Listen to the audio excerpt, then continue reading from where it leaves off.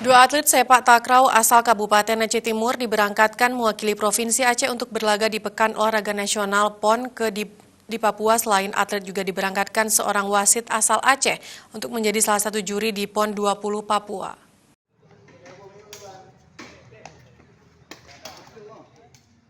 Dua orang atlet sepak takraw asal Aceh Timur diberangkatkan untuk bertanding ke Papua mewakili Provinsi Aceh pada Pekan Olahraga Nasional PON ke-20 di Papua.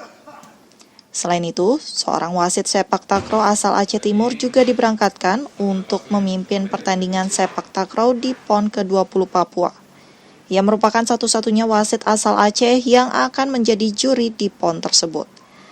KONI Aceh Timur berharap para atlet asal Aceh Timur dapat tampil maksimal di PON ke-20 Papua dan membawa nama harum Provinsi Aceh.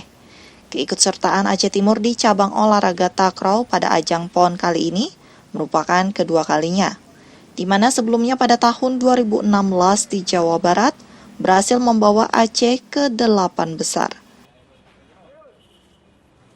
Kita dari KONI di sini berharap kepada pelatih, kepada wasit dan kepada kedua atlet kita untuk bisa tampil maksimal, membawa nama Aceh Timur, membawa nama Aceh berlaga di kancah PON. Sebagaimana kita ketahui, ini adalah keikutsertaan kita yang kedua dalam ajang PON. Aceh Timur terpilih ada 5 cabang, salah satu takraw yang akan kita lepaskan hari ini.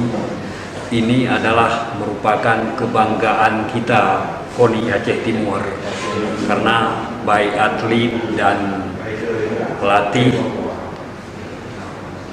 yang terpilih dari kita yang akan menuju Papua. Ketua KONI Aceh Timur berharap agenda ini dapat menjadi modal menuju PON 2024 nantinya yang akan digelar di Provinsi Aceh dan Sumatera.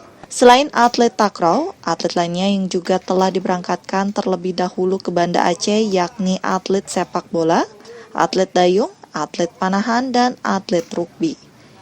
Dari Aceh Timur, Provinsi Aceh, Trifani, Kantor Berita Antara mewartakan.